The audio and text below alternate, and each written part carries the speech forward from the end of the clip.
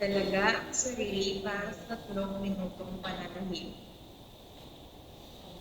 Umupo ng maayos, huwag isayang ang likod sa upuan at ilawin ang 2 paa. Patong ang mga kamay patako sa ibabaw ng hita. Ipikit ang mga mata at gawing parang walang laban ang katawan.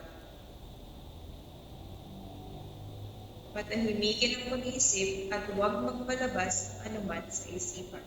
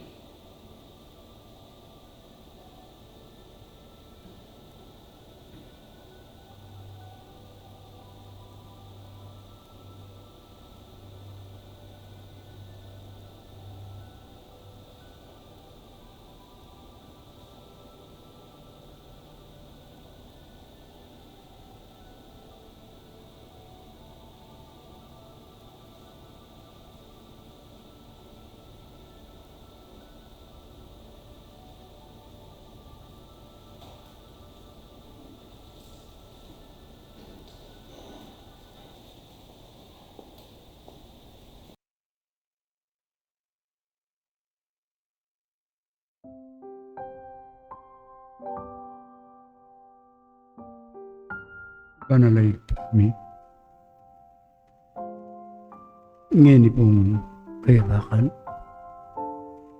asibay po, kilob na ning lunduyan, abe kami, bang pumuri at magpasalamat king kakang Panginoon at katutuan. Salamat igpa ing ligod at pitnobemo ngening kabukas mi migpainawa kepong payapa at miras ingabak pasibayo migbangon kami king dase pagkeran pigkalubmeng pasibayo hindi king katawan pisigang laman bang pasibayong suglungan gawan ding tungkulan kaya kaming pagtanggapan banal mong harap ingabak ay ni Diyos ko dening katawan pisigang atiyo kaya kami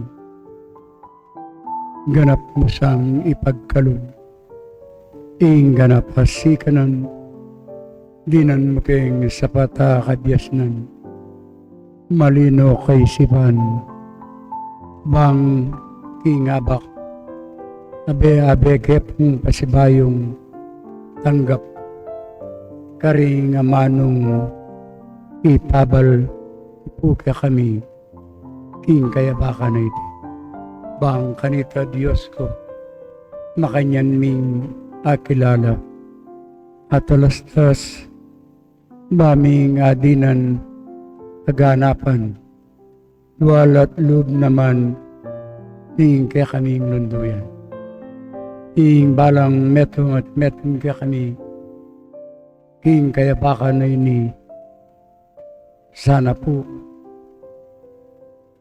pagkaloob mo kaya kami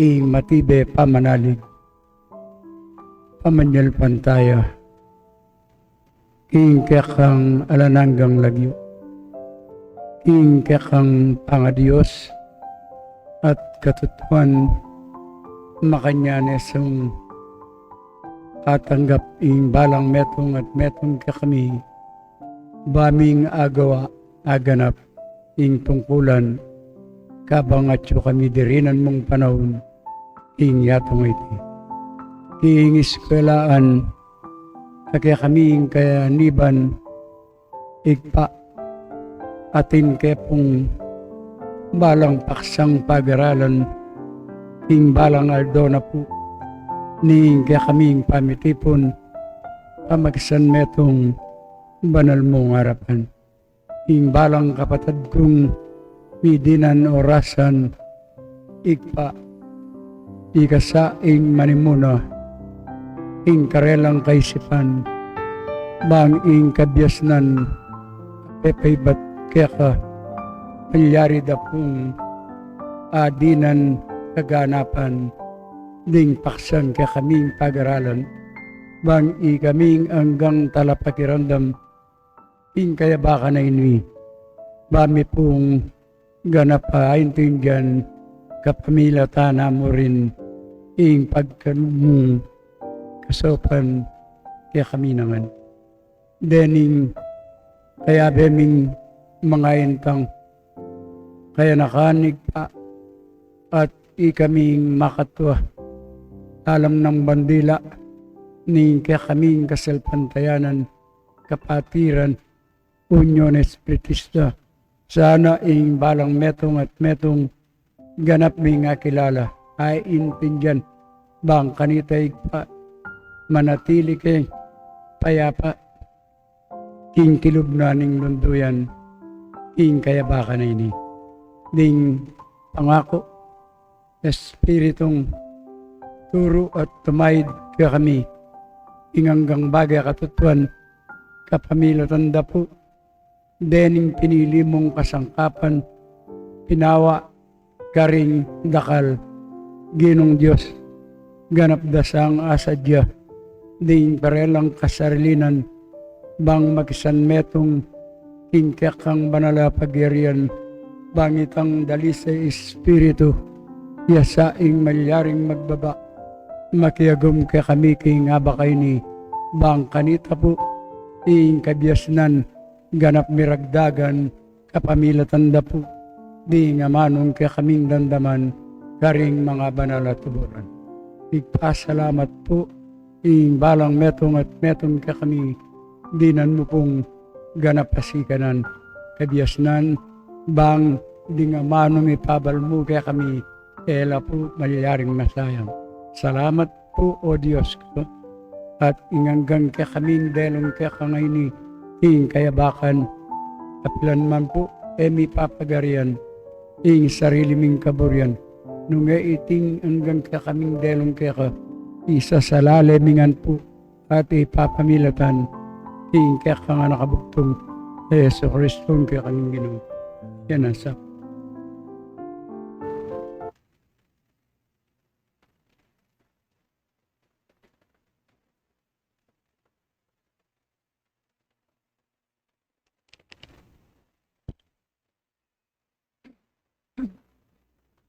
Prinsipyo ng Espiritismo. Una, mayroon lamang iisang Diyos na walang hangganan, di nagbabago, makapangyarihan sa lahat, makatarungan at puspos ng pag-ibig. Ikalawa, ang lahat ng tao ay pantay-pantay at magkakapatid sa mata ng Diyos. Ikatlo, ang batas ng Diyos ang sumasakop sa lahat ng bagay at sa bawat pangyayari, at ang umayon dito ay siyang tunay na relihiyon. Ikaapat, ang tao ay may pansariling pananagutan sa lahat at bawat paggawa niya, mabuti man o masama. Ikalima, ang pag-ibig sa Diyos at sa kapwa ang siyang pinakadakila at pinakamataas na katuruan. Ikaanim, ang Espiritu ay pansamantalang nagkatawang laman o tao na siyang kasangkapan sa kanyang pagsulong. Ikapito, mananatili ang sariling pagkatao o kaangkinan ng Espiritu pagkatapos ng tinatawag na kamatayan. Kawalo, ang pagsulong tungo sa kasakdalan o kabanalan ng Espiritu ay bukas lagi, nasa lahat at bawat tao. Kasyam, ang pagkikipag-ugnayan sa mga banal o mataas na Espiritu o kabatlayaan sa mga tao ay isang katotohanang napatunayan na ng mahabang panahon. Ikasampu, ang mga kaloob o biyaya sa paggagamot at pangitain na nasusulat sa Biblia ay may kabanalan na ipinakikilala ng medium nito.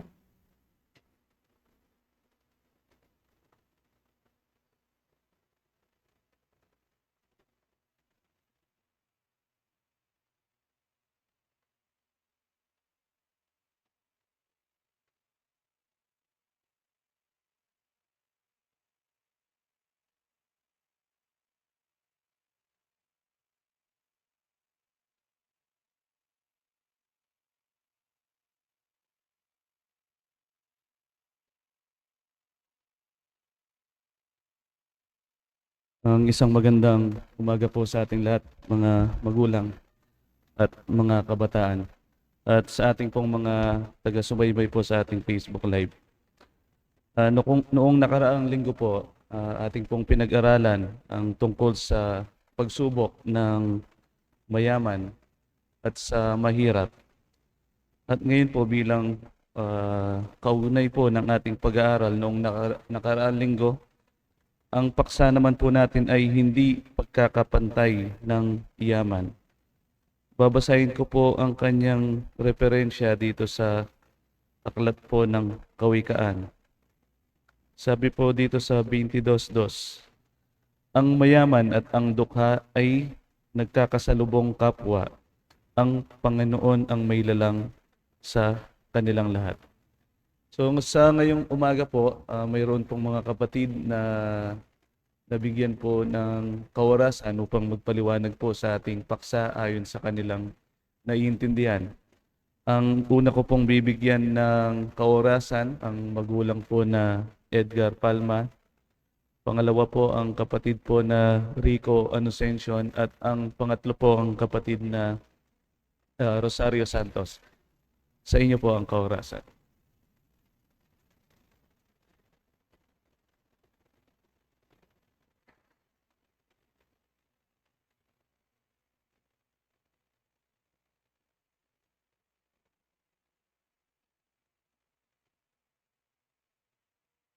Magandang umaga po.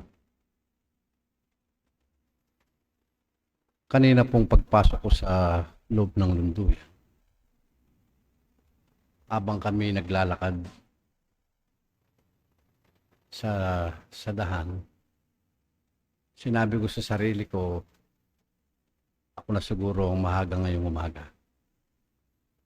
Pagpasok ko po ng lunduyan, nakita ko ang malapit lang ang bahay niya dito sa atin na nanggaling ng Antipolo. Mas nauna pa pala sa atin. So, ibig sabihin mga kapatid, dahil sa kanyang dedikasyon na makidaupang palad sa atin, lalong-lalo na sa kanyang hadikain, kung paano maisulong pa ang kaalaman ng bawat isa.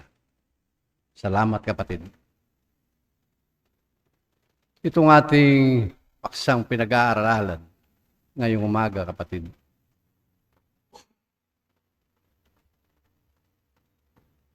Tinatanong niya ang bawat isa. Abang naririnig ko ang kabataan natin kaninang nagbabasa sa prinsipyo ng Espiritismo. Sa pangalawa, ang binasa niya, ang lahat ng tao ay pantay-pantay sa mata ng Panginoon o sa mata ng Diyos. Tama. Pero sa realidad po ng ating panahon, ang tao at ang mahirap at ang mayaman, mayroong pinagkaiba. Bakit? Ang mahirap pagka nagkasala, diretso sa kulungan. Ang mayaman pag nagkasala, due process, kapatid. Pero sa kwento ng ating libro, sa libro ni San Lucas, 16, versikulo 19, kung saan ang mayaman at ang mahirap na si Lazaro. Nung panahon ni Lazaro, kapatid, ang mayaman, nabibili niya ang gusto niya. Nagsusuot siya ng marangyang damit. Nakakain niya ang masasarap na pagkain. Samantalang si Lazaro, pumupunta lamang sa silong, sa ilalim ng mesa. Yung pagpag na sinasabi, yun lang ang kinakain niya. Pinupulot niya.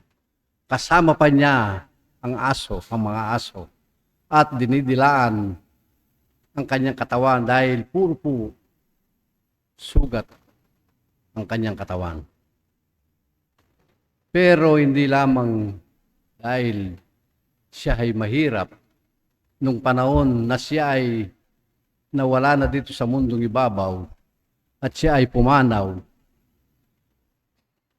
Pumanaw din ang mayaman na kung saan si Lazaro ay sinalubong siya ng mga anghel ng Panginoon at dinala siya sa kanlungan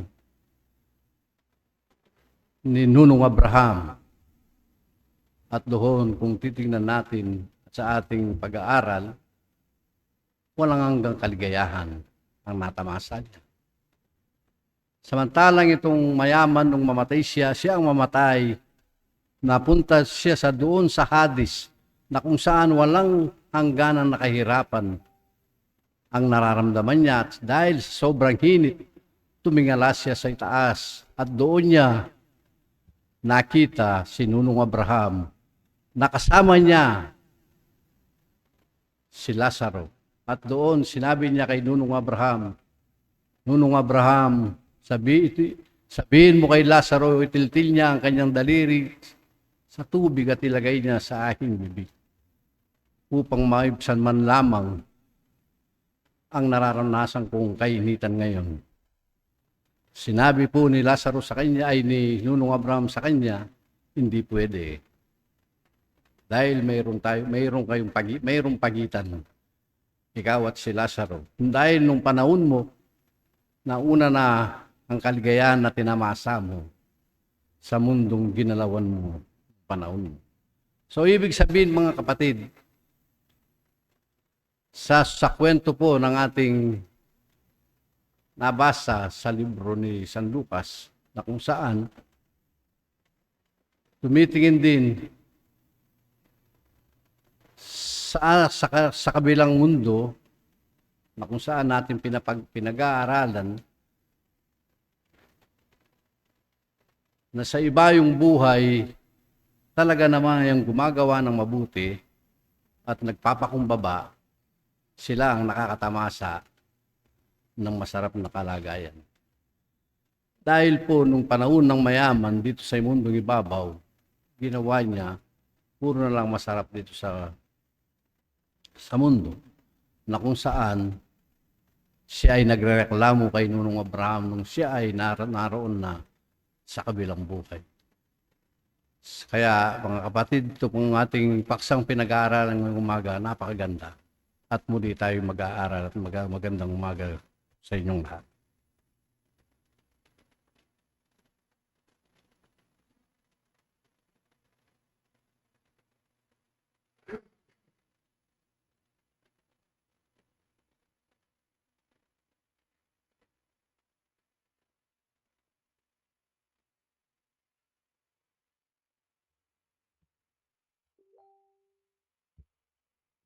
Magandang umaga po sa araw ng Sabado. Ako po yung nagpapasalamat dahil binigyan ako ng lakas na upang magisalamuha sa ating pag-aaral. Ako po ay nagpapasalamat dahil kahit papano pinilit kong tumayo dahil gusto ko ring masanay para pagdating ng araw, pwede rin akong makapagbahagi kahit saan man magpunta, hindi ako nahiya. Magandang umaga po. Ang ating tema, hindi pantay-pantay ang yaman. Kaya ako po hindi ngayon aintindihan kung baga king pangmaterya talaga pong kalupara rin kaya katamong gamate, lapante-pante, makanyan la naman po rin. Misan mika ating swerte, mika ating yang datang ingaldo, ating niya pong munang mika ating swerte at makanyan mo rin. Aring burina ning Diyos nung mika ating kang dakala meging swerte o kayamanan na usanda na sana impurina ay share mo karetang ala o karetang malukang ausanda kanitaya po tutulay ng Diyos kaya katamo at ibalik na adakal kaya katamo. Kalupa na mo po ning ausandang pante-panteya ng lelanganan ng Diyos alang mayaman o mahirap siguro po potang atyuta na kingaliwang biye alakwantano rin kayamanan rin kanita po mayakiting pante-pante in tao potang atyuna kingaliwang biye. Ureti mo po rin ka na kung di mo tayo intindihan. Dakal pong salamat.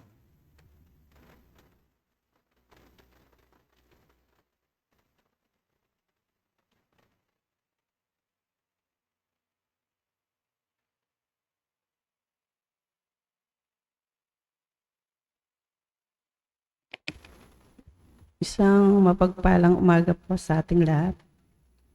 Ako'y nagpapasalamat at muli ay narito naman tayo para magdagdag ng mga karunungan. Sabi po ng ating tema ay hindi pagkakapantay ng yaman. Ang yaman po na sa aking naintindihan ay pwede sa material, pwede sa spiritual, pwede rin po sa mga talento. Alam natin na ang yaman dito sa material ay bunga ng mga pagsisikap o yung iba kumbaga taglay na o kagaya din po sa spiritual. Ang yaman sa spiritual, ito po ay tatrabahuhin natin, pagsisikapan natin. Kung tayo ay hindi man yumaman dito sa lupa, pero mayaman naman tayo sa spiritual. Pagdating ng araw, makikita natin yung pakinabang. Makikita natin na kung isisilang tayong muli, doon natin siguro tataglayin. Kung tayo mahirap ngayon, baka kung nagtrabaho tayo ng maayos, ginawa natin ng tungkulin natin sa Panginoon. Pagsilang natin muli o yung tinatawag na reinkarna, siguro po taglay na natin yung pakinabang.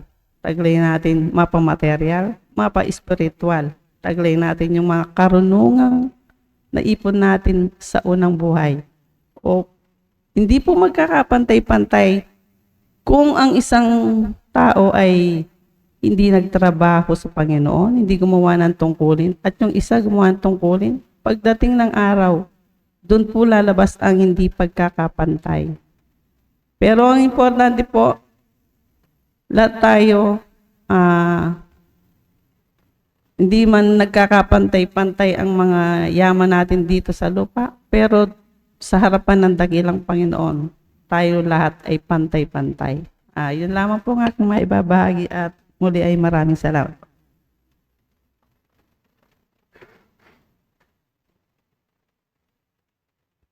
Maraming salamat po sa mga magulang.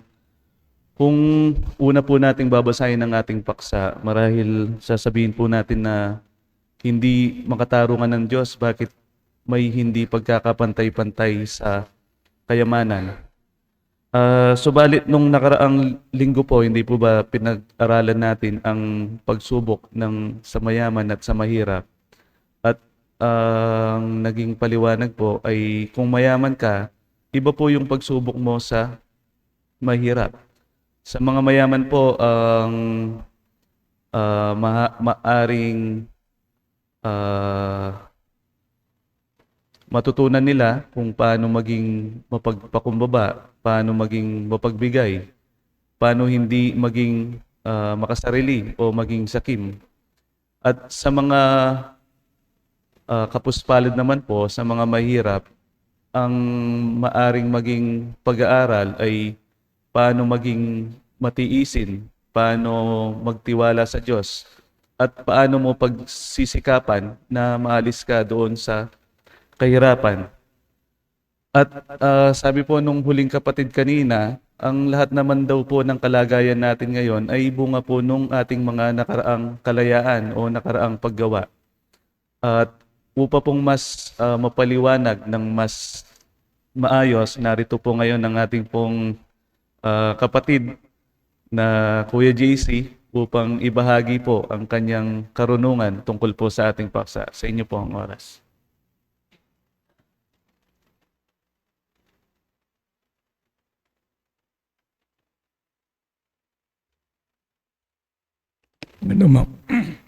Excuse me. Magandang umaga po mga kapatid. Tulog pa boses ko. So, nagpapasalamat po ako muli sa pagkakataon na makasama po muli kayo. At salamat sa patuloy po ninyong pagtangkilik sa inyo pong lingkod. Bago po ako paliwanag tungkol sa paksa, nais ko lang pong susugan yung binanggit po ng kapatid na Chris. 2 Sundays ago na po yata yan. Dahil kahit po wala ako rito, ako ay nakikinig sa Facebook. Kadalasan po ganitong oras ako ay nagbibiyahe mula sa Antipolo papunta sa Malabon. Dahil pati po sa amin, kumbaga bawal po yung late. At pinaliwanag po sa amin yan noon pa ng aming protektor. Anong kahalagahan nung dumating sa oras ng tipanan? Unang-una, kahit sa ating lang mga magkakapatid, ito po ay tanda ng respeto sa bawat isa sa ating samahan.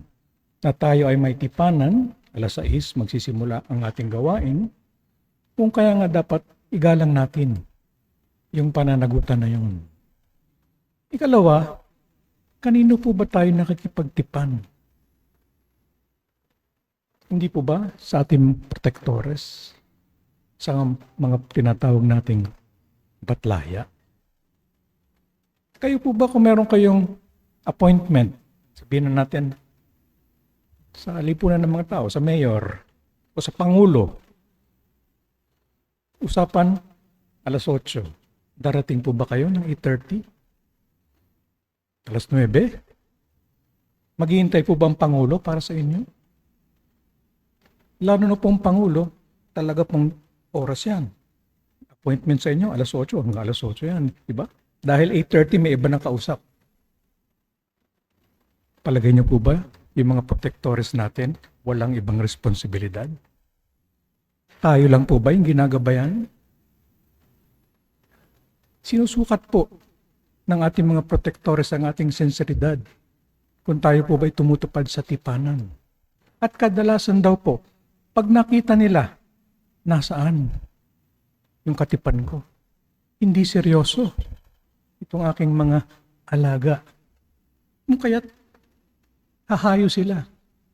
Sino ngayon ang papalit?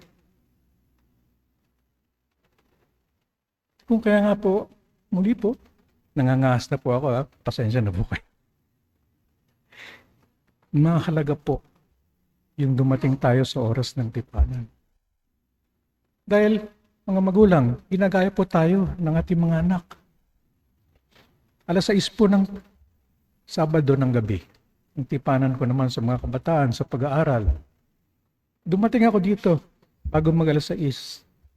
Wala pa po yung usually sumusundo sa akin mula sa bahay. Nilakad ko na lang po. Doon kanila. Kuman. Dahil nga sabi ko, kailangan na doon ako ng 6:00. Pagdating ko, meron na nagbukas ng sentro. Pero madilim. Walang kabataan.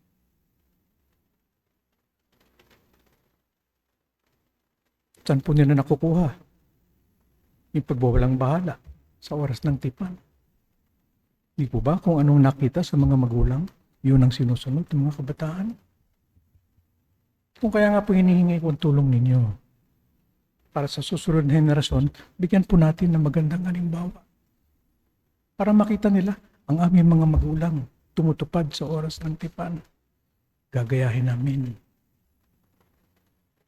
Paalala mo po, dahil napakahalaga pong gawain ito. Minsan lang po, 1 linggo, tayo may tipan sa ating mga espiritu protectores. Pahalagahan po natin. Konting paalala lang. Dahil tinuro rin po sa amin naman yan ng aming protector. So balik na po tayo sa ating paksasa ngayon. Ang hindi pagkapantay-pantay. Kunin na po muna natin sa material na kalagayan. Paano po ba tinitignan ng tao, ng karaniwang tao, ang yaman? Kapag kayo ay nakatanggap ng aumento o nakabili kayo ng bagong kotse, bagong bahay, anong sasabihin ninyo? Biniyayaan ako ng Diyos. Dahil tinuturing natin itong blessing. Kumbaga parang binigyan tayo, niregaluhan tayo ng Diyos ng kayamanan. Yung kabaliktaran, ano naman ang tawag ng karaniwang tao sa kahirapan? Sinumpa ako ng Diyos. Tinalikuran ako. Hindi ako pinaboran.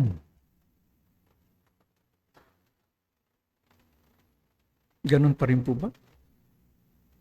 Ang tingin nating mga mag-aaral ng Spiritismo, na ang Diyos ba ay nagbibigay ng regalo, nagkakait sa iba? Babalik po tayo ngayon sa pangatwiran para ating maunawaan ang kalagayan. tinuturo sa atin dito na ang Diyos ay wagas na pag-ibig. Ang ibig sabihin nun, hindi nagtatangi, pantay-pantay ang pagmamahal sa ating lahat.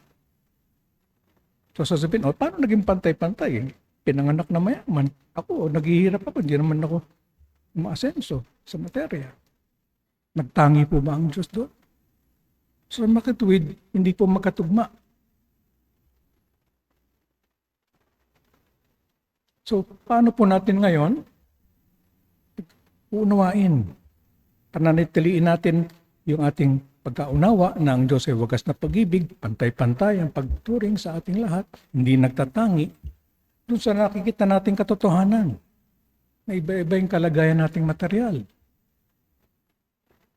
Doon ngayon papasok. Di po ba? Yung pinag-aaralan natin na ang Diyos din ay wagas na hustisya. Anong ibig sabihin nun? Yung sinasabi sa Biblia, kung anong itinanim, siya nga anihin. Kinakailangan tayong gumawa. So sasabihin ng ibang tao, talaga naman ako ay nagsisikap, at ako hindi yung mayaman. Dahil hindi naman po porkit kayo ay nagsisikap, nagtatrabaho, ibig sabihin, kayo ay yayaman. So sinasabi nga, depende nga, galaw at ganting galaw. So, kung ako ay hindi yung mayaman o kung ako ay maralita, meron sigurong kadahilanan. Meron akong ginawa nung nakaraan kung bakit hindi ako umaasenso sa materya. Sasabihin ng iba, siguro sakim, ikaw noon. Ikaw ay magnanakaw noon. Korap ka noon. Sasabihin ng tao, wala naman akong naging pagkukulang, wala naman akong ninakawan, wala naman akong inapi sa buhay na ito. Doon ngayon pumapasok yung pag-aaral natin ng reinkarnasyon. Dahil kung ang Diyos ay wagas na hustisya, sinisingil lamang yung may utang. At kung ano yung pagkakautang, yun ang dapat na pagbayaran. Kaya nga tayo ay naniniwala na mayroon ng mga nakaraang buhay. Yan ang batayan ng ating pag-aaral ng reinkarnasyon na tinatawag. Na ano nga yung paliwanag? Bakit may mga tao na sadyang nananatiling mahirap? Pinapaliwanag na nung nakarang buhay, mayroon kang kayamanan. Mayaman ka, subalit hindi mo ginamit sa magandang paraan. Naging sakim ka. Hindi ka tumutulong sa nangangailangan. Hindi ka nakakawang gawa. Kung kaya nga, pinagkakait sa iyo ngayon. Ng batas ng galaw at ganting galaw. Parusa ng Diyos? Hindi nagpaparusa ang Diyos. Pero ayon sa kanyang batas, gawin mo sa iyong kapwa ang nais mong mangyari sa iyo. So, doon ngayon natin binabatay na katotohanan na ang Diyos ay wagas na pag-ibig. Ang Diyos ay wagas na hustisya. Sa makatuwid, inaani lang natin kung anong ating itinanim. Sa pag-aaral kagabi, sumama ang kapatid na Lorna. Sinabi niya, pero may iba ring dahilan yan, di ba? Dahil nga, may narinig na raw sa noon na nagsabing, hiniling ko na maging mahirap ako sa buhay na ito. Tinuturo din po sa atin na bawat isa sa ating mga tao, mayroon ng malayang kalooban. Sabi ng Espiritismo, bago pa tayo bumaba dito muli sa kapatagang lupa, tayo ay nakikipagniig, nakikipag-usap tayo sa mga protectors natin. Ito yung mga naging kahinaan ko noon, pagkukulang ko. Hindi ko napanghawakan yung pagiging mayaman. Naging kadahilanan pa ito para ako'y magkasala. Kung gayon, mahina pa ang aking kalagayan. Kaya nga, tanggalin niyo muna. Huwag niyo akong gawing mayaman. Para ako'y matuto. Dahil tandaan po natin mga kapatid, hindi nagpaparusa ang Diyos. Yung kanyang mga batas, ibig lang sabihin, tayo ay dapat matuto. Kung bakit natin pinagdadaanan yung sari-saring kahirapan, mga aral po yan para may tuwid yung ating mga pagkakamali. Magkaroon tayo ngayon ng lakas ng loob na harapin kung ano man yung suliranin na ating hinaharap. Pero meron pa rin sa atin na malakas daw yung loob. Medyo may kataasan. Hindi, mapangahawakan ko yan.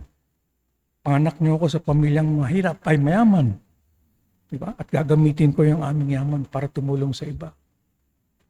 Para pong politiko, no? Ihalal niyo lang ako. Tutulungan ko ang sambayanan. Kahit sa ordinaryong tao, manalo lang ako sa loto. Pamumudmud ko yan sa mga mahihirap. Ilan pong nakakatupad. Kung kaya nga po sinasabi, mas mahirap yung maging mayaman. Dahil mas malaking responsibilidad. Sabi nga namin, yung mga kabataan kagabi, galing sa Spider-Man, with great power comes great responsibility. Sa mas malaking kapangyarihan o kayamanan, mas malaking responsibilidad. Kung kaya nga po, huwag natin ituring ang yaman bilang biyaya. Dahil may karampatang pananagutan po kung ano man ang mayroon tayo. Dahil ang tungkulin natin, ipamahagi. Tayo ay pinagkatiwalaan lamang. So katiwala tayo ng Diyos. Kung ano man yan, karunungan, kayamanan, binigay po sa atin, o ating nakamit, para ating ipantulong sa kapwa. Ganoon din po yan sa spiritual. Nabanggit po ng mga kapatid kanina. Yung ating katalinuhan, halimbawa. Ibig sabihin yan, nung mga nakaraang buhay natin, nagpursige po tayong mag-aral. Kaya makikita po natin, may mga taong napakatatalino. Pero iba po yung sinasabi nga nilang karunungang panlupa sa karunungang panlangit. Dahil marami yung mga tatalino ginagamit ang kanilang karunungan upang maapi ang kanilang kapwa, upang linlangin ang karamihan. Yung mga sinasabi po nating korap, nakakaisip ng iba't ibang paraan para makalikom ng malaking halaga. So, masasabi na natin, tuso. May talino. Kaya lang ginagamit sa hindi magandang paraan.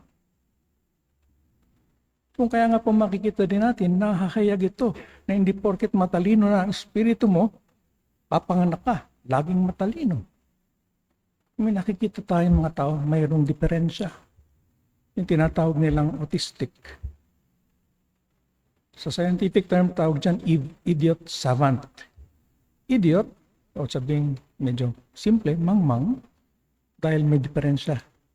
Yung katawang laman niya, yung utak niya. Kung kaya nga hindi maihayag yung talino. Pero makikita niyo, lumalabas pa rin kahit paano. May pamangkin ako. Tanungin mo, anong palabas dito sa sinehan? Sa SM, North EDSA. Sasabihin sa'yo. Ito yung mga palabas dyan. Anong oras? Sasabihin din sa'yo kung anong oras. So nandun, yung talino. Yun na lang nga, mayroong nagiging kadahilanan para hindi nila maihayag. So ito po ay mga patotoo sa mundo man ng materya, sa mundo man ng spiritual, nangingibabaw yung batas ng Diyos ang kanyang kalooban. Kung kaya nga po, yung hindi pagkakapantay-pantay ng yaman, material man o spiritual, bunga po yan ng sarili nating mga gawa.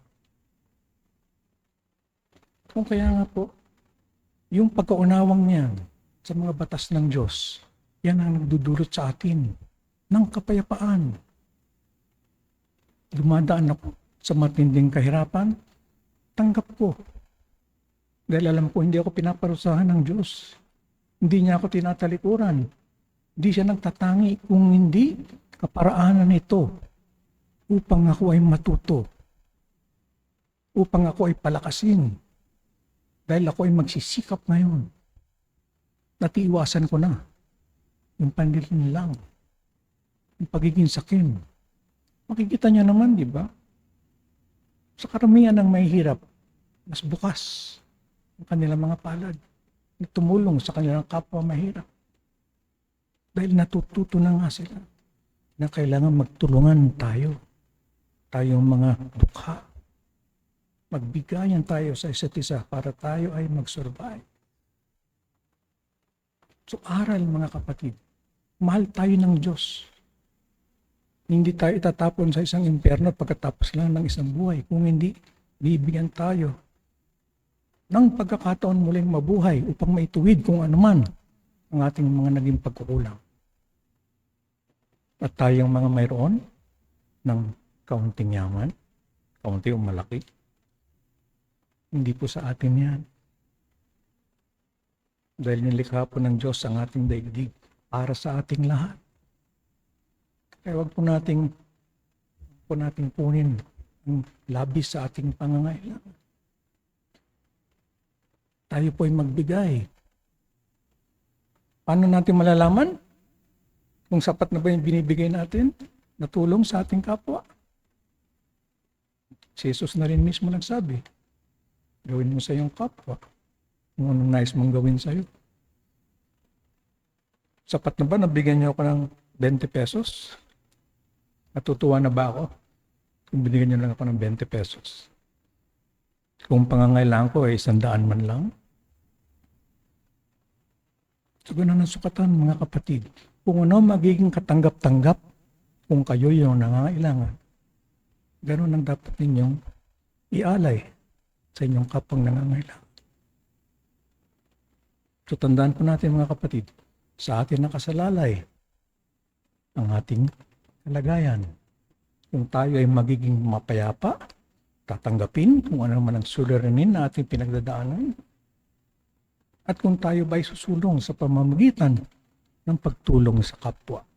Kaya nga po ang doktrina natin, sa labas ng kawang gawa, walang kaligtasan. Yun na lang po, muli. Magandang umaga po sa inyong lahat.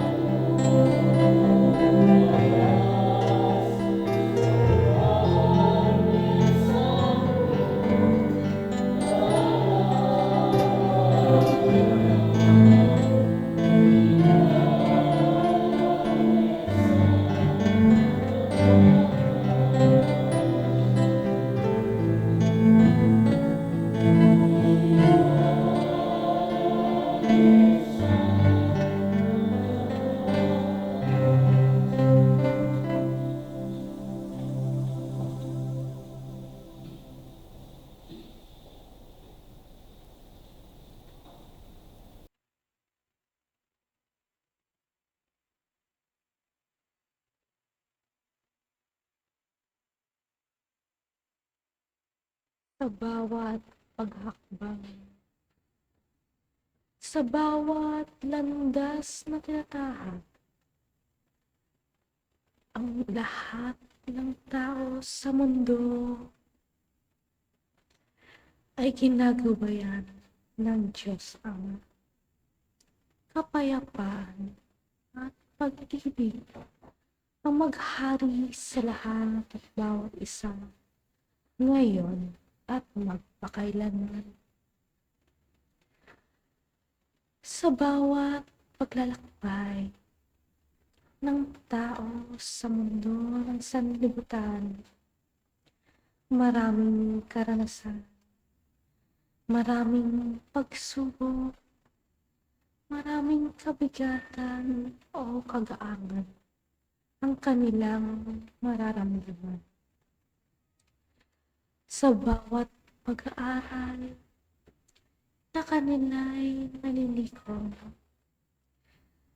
maaring mababa o pangmaterial, maaari din na mataas o pang-espiritual. Ang bawat isa ay may kalayaan. Ang bawat isa ay nag-iisip, gumagalaw ayon sa kanilang mga karunungan na nalikod sa kanilang buhay. At ayon sa kanilang mga karanasan, sila ay gumagalaw, sila ay nagsasalita ayon sa kanilang paniniwala. Ang lahat ng tao sa mundo ay minamahal ng Diyos ng pantay-pantay. Sa lahat ng tao na sinisilang sa mundo, ang bawat isa ay nakakaranas ng pag-ibig ng Diyos. Ang isang tao na isinilang, ang kanyang estado sa pisikal na mundo ay maaaring ayon sa kanyang mga naging gawa sa nakaraang buhay. Ang isang tao na nagsisikap, nagtsatsaga, nagpupursigi, at hindi nawawalan ng tiwala at pananampalataya sa mundo, ang silang mapalad sa buhay. Ngunit ang isang tao na isinilang sa mundo, na taglay ang kayamanan ng mga ginto at pilak, sila na may katungkulan na mabibigat, nagagawa pa nila na isasatupad ang kanilang mga katungkulan. Maaaring masabi ng inyong mga sarili, oo, nagagawa. Ngunit hindi lahat. Hindi lahat ng mayayaman ang silang tumutulong sa mahirap. Hindi lahat ng mayayaman ay ginagamit ang kanilang taglay na lakas, na impluwensya, na kayamanan sa wastong kaparaanan. Ang isang tao na mayaman sa mga bagay na pangmaterial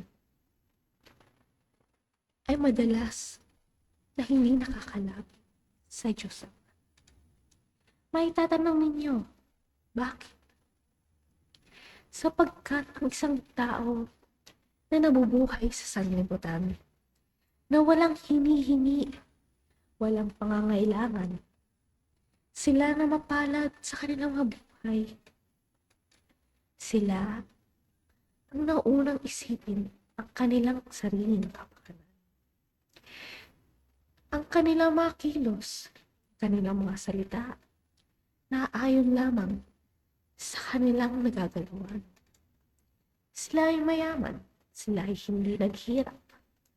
Kaya sa kanilang paniniwala, hindi mangyayari kung matinding pagsubok sa kanilang buhay. Kaya't bakit sila lalapit sa isang paniniwala? Aking mga inibig na kapatid, hindi namimili ang Diyos kung sino ang makakatanggap ng pagsubok sa buhay. Lahat ay nabibigyan ng paghihirap. Lahat ay dumadanas ng pagsubok ng buhay.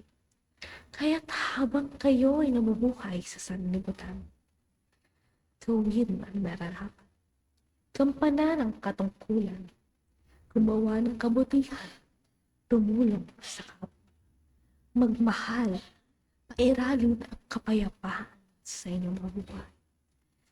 Ipakita kapabaang ang kagandahang asal, sapagkat ang bawat kabutihan na nagmumula sa inyong mga puso, sa inyong mga damdamin, ng ginawang may kusang loob at walang hinihinging kapalit. Nakikita ng Panginoon, nakikita ng Diyos ang inyong mga nagawa. Sa pagdating ng araw na kayo ay haharap sa Panginoon, mabibigyan ng paghahatol ang inyong mga sarili ayon sa mga nagawa habang kayo ay nabubuhay sa kalupaan. Ang isang biyaya ng buhay ay huwag sayangin. Tumatakbo ang oras, hindi umuurong. Aking may iniibig. Huwag hintayin na bumagsak sa inyong mga palad ang isang kayamanan. Sapagkat ang kayamanan ay makakapuntan ayon sa inyong mga pagkilos, sa inyong paggawa. Ang isa bang magsasaka na nakaupo lang at walang ginagawa ay mayroong maani? Hindi ba ang magsasaka na masipag, nagtatanim, inaalagaan ang kanyang mga tanim, ay siyang nakakaani ng marami, ng masagana? Sino ang mapalad sa buhay na nakaupo at walang ginagawa at nakakatanggap pa rin ng kayamanan? Aking mga iniibig, ang kaparaanan na inyong ginawa, ang kaparaanan na inyong ginamit, kung tama ba o mali, ay mahahatulan sa pagdating ng araw. Kaya't magsikap na tuparin ang bawat katungkulan, gawin ng tama ang mabuti at nararapat. Ang bawat buhay sa mundo ng sanlibutan ay may mga kaaralan na inyong natatanggap. At sa inyong pag-aaral, unti-unting na isusulong ang inyong mga sarili.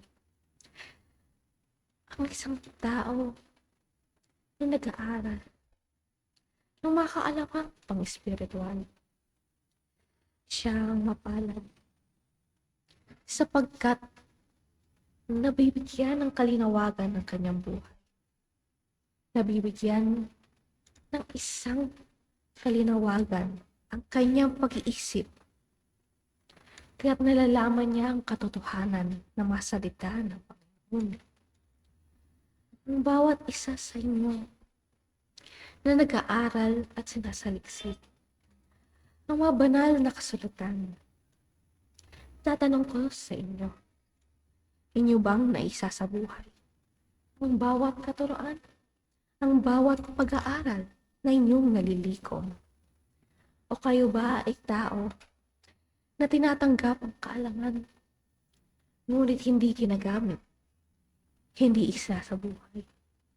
Tanungin ang inyong mga sarili, ginagamit ba ang kaalaman, ang katalinuhan, ang kalayaan sa tamang kaparaanan, sa paraan na mabuti may pag-ibig. Aking mga iniibig na mag-aral. Kayo na mapalad. Hindi sa pangmaterial. Kayo na mapalad sa kaaraan ng pang-espiritual. Magsikap at huwag mawalan ng tiwala. At sa pagdating ng araw, ang kaginawahan ay maiibigay sa inyo. Maaaring mabigat ang buhay, ngunit panandalian lamang. Ang buhay sa sanlibutan ay maaaring maikli, maaaring matagal, ngunit hindi habang buhay. May katapusan ang inyong mabuhay. Aking may iniibig na mag-aral. Sa bawat panahon na lumilipas, sa bawat pag-aaral na lilikon, ang inyo bang mga sarili ay masasabi ninyo na kayo ay mapalad? Nararamdaman ba ninyo sa inyong mga buhay ang yaman na pang-espiritual? Tama, maaaring naisip ninyo hindi nararamdaman sapagkat nabubuhay pa sa sanlibutan. Ngunit ang mga sarili, ang mga espiritu ay nararamdaman. Nalalaman nila ang liwanag ng taglay ng mga sarili.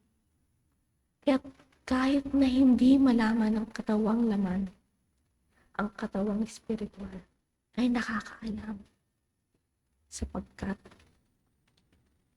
nalalaman nila, nadadala ang katotohanan, ang mga pag-aaral simula pa ng unang buhay nila sa sanlibutan.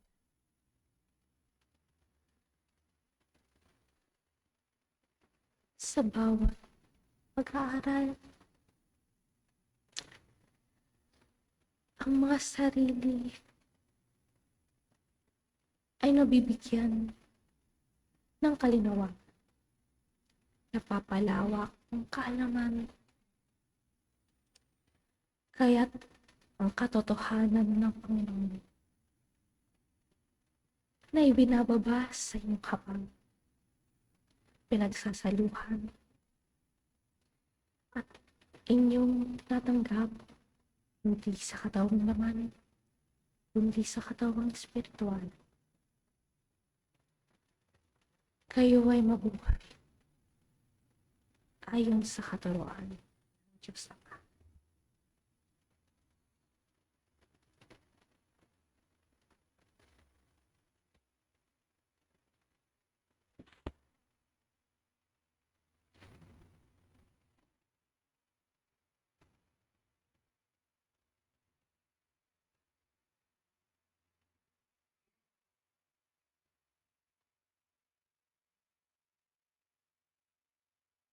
Ang rayos ang binababa.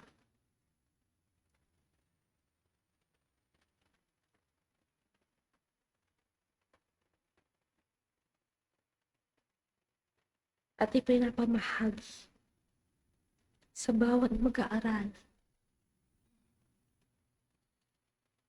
Makipag-ugnayan sa isang liwanag na bumababa.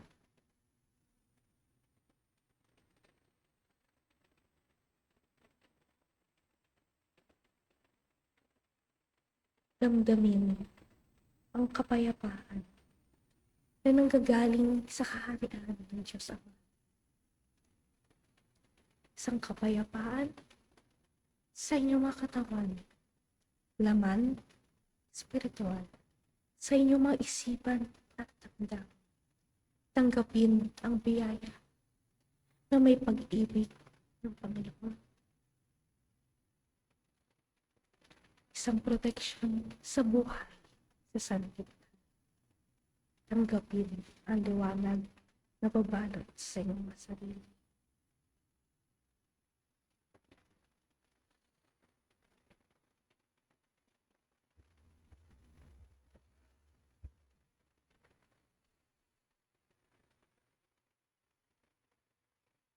Pasasalamat, pasasalamat sa bawat isa na nagbukas ng kanilang mga isipan. Tinanggap ang katotohanan na ipinamahagi sa inyo sa araw. Dito ko natatapusin ang aking pagbabahagi. Ako ang inyong kapatid sa isang katuroan. Pablo, Apostol, nag-iiwan ng kapayapaan sa lahat at bawat isa ngayon at magpakailanman. Paalam.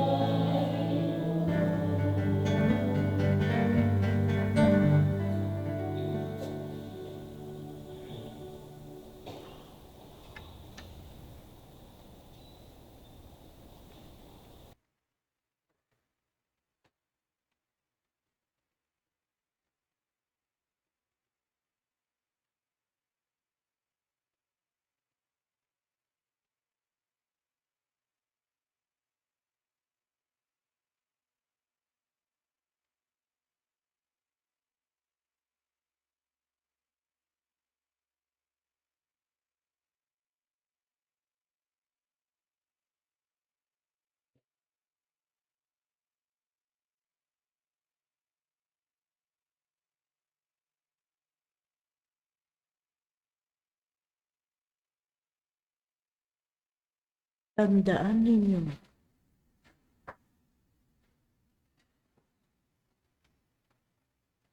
ang lumalakad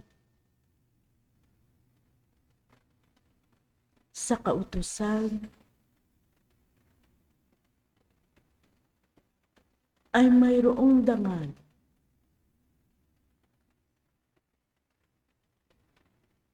na kasama ang Diyos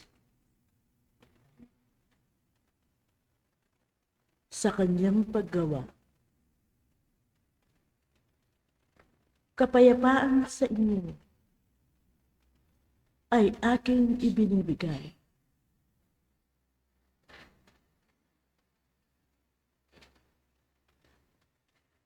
Sa napakamagandang umaga,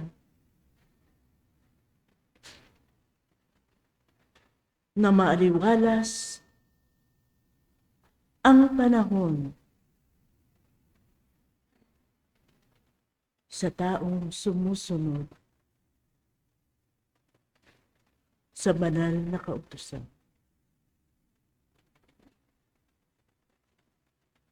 Kayo ang lakas ng Diyos. Kayong mga sumusunod sa Kanya. Sa yapak, sa Kanyang likuran. Ginagabayan kayo ng Diyos sa bawat isa na handang ialay ang kanyang buhay nang dahil sa pag-ibig sa Diyos Ama na makapangyarihan sa lahat. Ang taong nagtatalaga sa kanyang sarili upang sundin ang banal na kautusan ay siyang nagwawagi sa banal na utos ng Diyos. Mapapalad kayo na kanyang iniibig at kayo'y umiibig. Sa inyong sarili at sa inyong paggawa. Mahalin ninyo ang bawat kasarian ng bawat isa sa inyo. Dahil ito ang puhunan ng bawat isa sa inyo na mayroong lakas sa kanyang katawan. Upang makita ng bawat isa habang kayo'y naglalakad, naglalakbay, nagtatrabaho, sumusunod sa Diyos, ay makikitang malakas kayo sa pananampalataya. Umiikot ang buhay sa bawat araw. Araw na ibinibigay ng Diyos sa bawat tao. Ang tao ay marunong lumingon sa kanyang pinanggalingan. Ang tao marunong humingi sa Diyos ng sapat na katapatan at pananalig sa Kanya. Kayo ang buhay ng katotohanan. Kayo ang inaalagaan sa hardin upang kayo'y matuwa at mabusog sa mga prutas na nilaan ng Diyos sa hardin ng Eden upang makita ninyo ang katotohanan ng mali at ang katotohanan ng pagsunod. Mabubuksan ang isip ninyo sa katotohanan ito kung alin ang susundin ninyo. Ang kumain ng bawal? O manatili na tumingala sa napakasarap na bunga ng punong kahoy? Mga kapatid, ang nilalaman ng banal na kasulatan ay nauukol sa inyong mga tao na sumusunod sa Kanya.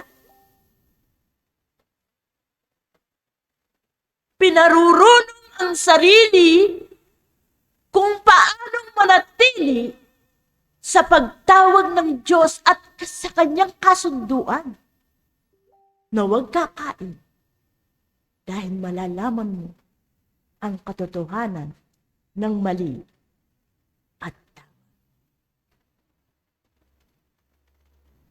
Gayon pa man,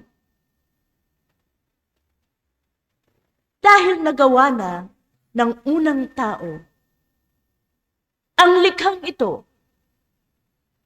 kayo ngayon, sa kanilang nilagyan, kinalalagyan, kayo rin ay nandyan na sa labas ng Eden. Upang magbungkal ang bawat lalaki at mabuhay na mayroong pagtulo ng pawis sa kanyang noo. At ang babae ay mahihirapan sa kanyang panganganak. Ang lahat ng ito ay naganap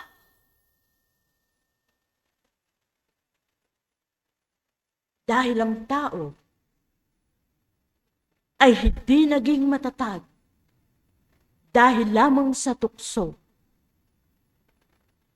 ng ahas. Ibig sabihin, ang lahat ng nakasulat sa Ebanghelyo ng katotohanan na inyong hinahanap at binabasa at pinanatili sa inyong isipan, sa panahong ito, kayo ay nariyan na.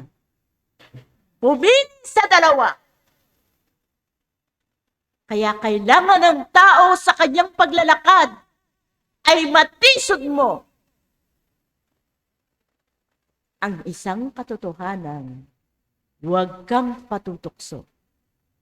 Saan ngayon sa buhay ninyo? Ang buhay na sobrang yaman, minsan ay nakakatisod. Bakit? Dahil sa iyong kapatid, dahil mayroong pag-inggit sa kanyang sarili. Dapat bang mainggit ang wala sa mayroon? Hindi. Dahil yun ay kanyang pinagsikapan. Dapat maisip mo, sana bukas, sa tulong ng Diyos, sa gabay ng Diyos, ay manatili ka. Ilaan mo ang iyong sarili para ang bunga na iyong pinaglaanan sa iyo ay ibibigay sa takdang bukas na nilaan ng Diyos sa iyo. Naglalarawan ang bawat isa sa inyo sa dami ng pananabik na makarating sa katotohanan, painturo sa kalooban ng Diyos para ito ay sumainyo at maging ganap. Maging ganap sa pag-aaral na huwag matukso, huwag mainggit ang dinuman sa inyo. Dahil mayroong kayong nakalaan na ibibigay ng Diyos sa inyong pagbata sa bawat araw. Mga kapatid, sundin lang ninyo ang kautusan na mayroong kabanalan sa paglalakbay sa buhay na ito. Tandaan ninyo, kung hindi ka mayaman ngayon dito sa lupa, ang yaman mo ay nasa kaitaasan na ibubukod ng Diyos para sa iyo sa paghihirap at pagsunod mo at paniniwala sa Kanya. Mga kapatid, ang aral na ibinibigay ng mga batlaya sa inyo ay isang pintuang magbubukas sa inyong mga puso at kaisipan upang tahakin ang banal na landas sa inyong buhay. Maiksi lamang ang buhay. Dapat ang tao ilaan ang kanyang sarili na ibigay sa Diyos ang bawat araw na itinakda niya sa araw-araw na sumusunod ka sa Kanya. Sa bawat araw na bumubukas ang liwayway at liwanag, ikaw ay magbigay pugay sa iyong Diyos. Sumunod ng tapat. Dahil ang tapat ay siya ang nagwawagi. Ang nagpapakatalino ay siya rin ang magwawagi sa wakas. Mga kapatid, sino man ang nag-aaral sa mundong ito, pag kayo ay nakatapos, may diploma kayo. Subalit dito sa espiritismo na binuksan ng Diyos sa inyo upang maniwala sa banal na espiritu, katotohanan ang sinasabi ko, ang diploma ay nakalaan sa inyo sa banal na sumusunod ay nasa pintuan na ng langit upang sumalubong sa iyong ginawa dito sa mundo. Pangako yan ng mga banal na nagtuturo sa inyo. Lumakad kayo ng mapayapa, mabuhay, na mayroong tiwala sa inyong sarili, na mayroong tiwala sa bawat paggawa ninyo. Ilaan ninyo ang inyong buhay sa Diyos. Paano? Ibigin mo ang iyong kapwa. Huwag kang magmataas. Dahil lahat ng iyong ginawa, nauhaw man at iyong pinainom, hindi sa Kanya mo ginawa, kung hindi sa Diyos na iyong sinusunod. Napakaraming salita ng tao na dapat magpigil. Ang bawat nag-aaral dito sa tinawag niyong union upang kayo magkaisa sa espiritu at katotohanan. Ilaan ninyo ang inyong mga buhay. Dati ito na ang katotohanan pagtawag ng Diyos sa bawat isa sa inyo. Ito na ang dapat manindigan ng tao na manalig sa Diyos. Ngayon, nakikita nyo ang tirahan ng mundong ito ay payapa. Subalit, pag ang langit ay nagalit sa araw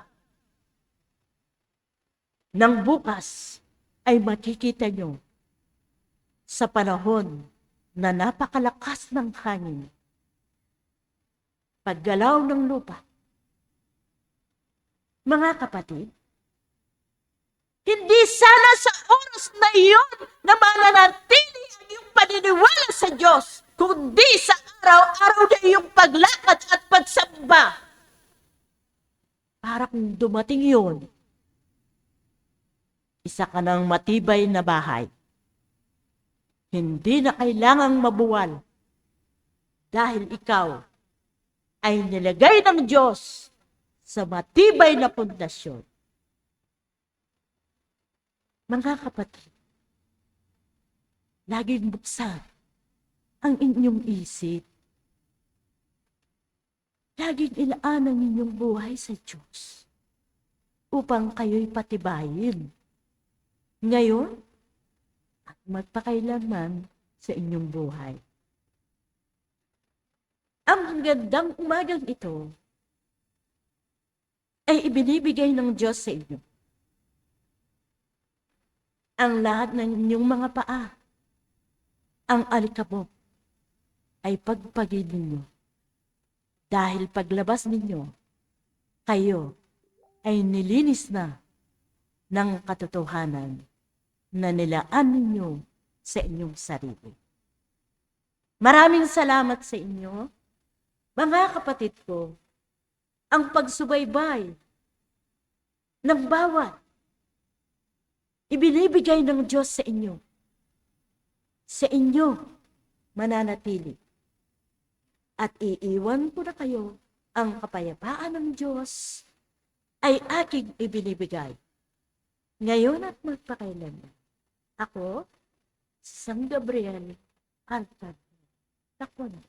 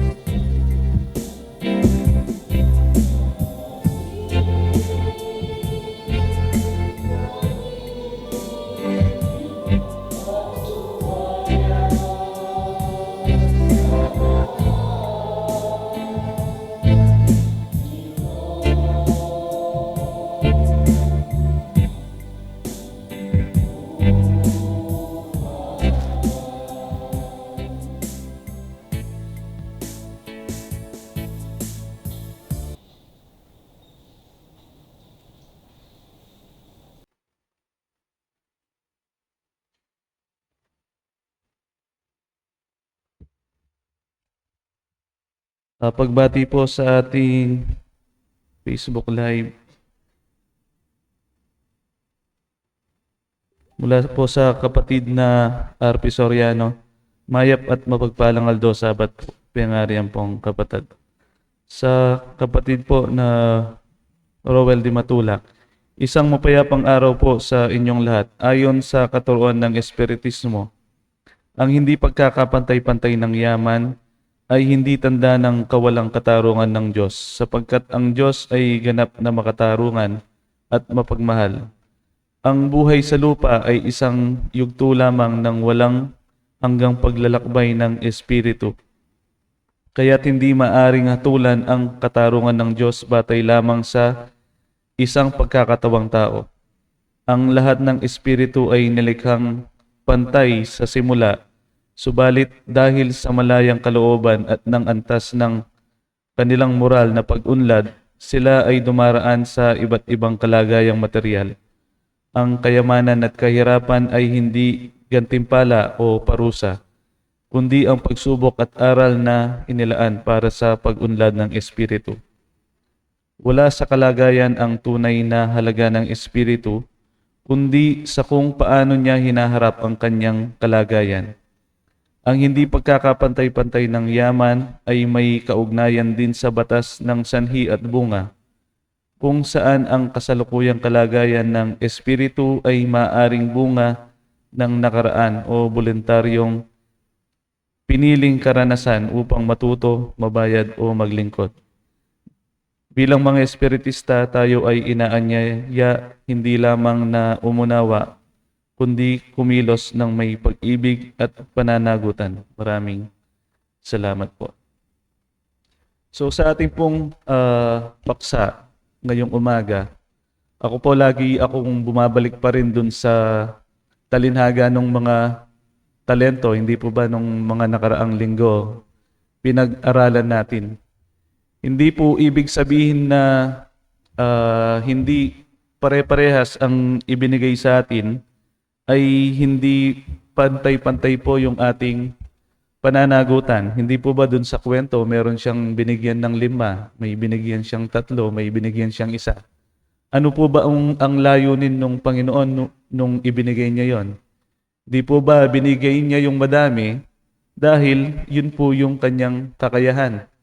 Sabi ko nga po nung nakaraan, hindi ba kung bibigyan po tayo ng 5, kaya po ba natin yung palaguin o magiging tayo po yung binigyan ng 1 na dahil natakot na mawalan pa, itinago po natin at hindi po pinabunga.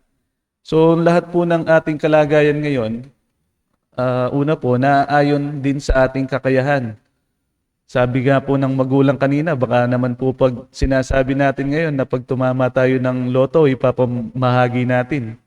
Subalit pag nagkatotoo na po, malamang po. Di po ba? Lagi ko pong sinasabi dahil po ang tao, hanggat po hindi nangyayari sa kanya, hindi mo po masasabi kung yung sinasabi niya ay magagawa niya. So kung kaya nga po ang pagkakaroon po ng maraming kayamanan, marami rin pong pagsubok. Diyan na po lilitaw ang pagiging makasarili, pagiging sakim. Sabi ko nga po, tingnan niyo po yung mga kapatid po natin na nasa gobyerno.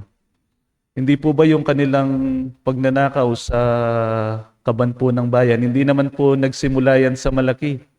So nagsimula po yan sa maliit muna, pa tanggap-tanggap ng mga lagay sa mga nag-a-apply po ng permit. Hanggang sa naging namomorsyento na po sila sa mga proyekto. So, ako po, nung nabalita yon, sabi ko, siguro kung nakatanggap ako ng 100 milyon, titigil na ako at aalis na ako, pupunta sa ibang bansa. Pero hindi mo rin po iyon masasabi dahil habang meron kang nakukuha, ang tao po kasi hindi na makokontento pag ito pong ating paksa ang tinignan natin, ang kayamanan po. So kung kaya nga po napakaganda po nung aral natin, ang turo naman po sa atin sa Espiritismo, kahit ano po yung kalagayan natin sa lupa ngayon, mayaman ka man, mahirap ka, Ang titignan naman po ng Diyos yung pong kabutihan na ginawa mo. Hindi po ba dun sa kwento rin po sa Biblia, yung isang mayaman na nagbigay ng 10 ng kanyang kayamanan at yung isa naman pong dukha na ibinahagi kung ano lang po yung lahat ng kanyang pera. Hindi po ba tinanong sino ang mas kinalulugdan ng Diyos dun sa dalawa? Hindi po ba sinabi kung sino yung nagbigay nung kanyang higit na ikinabubuhay kaysa dun po sa nagbigay ng marami? Kaya mga kapatid, mga magulang, kung ano man po yung kalagayan natin ngayon, lagi po nating pagsumikapan na lagi pong gumawa ng mabuti dahil lahat naman po tayo huhusgahan ayon po sa ating mga nagawa. At ang ating pong paksa sa susunod na Sabat, paglilingkod sa Diyos at sa kayamanan. Ang kanya pong referensya dito po sa aklat ni Mateo, Kapitulo 6, versikulo 24. At ang mga magbabahagi po, ang magulang po na Rod Bacani, ang magulang po na Esther Santos, at ang magulang po na Jesus Matias. Kayo po ang magbabahagi sa ating paksa sa susunod na linggo. At kung wala na po, tumayo po tayo pang magpasalamat.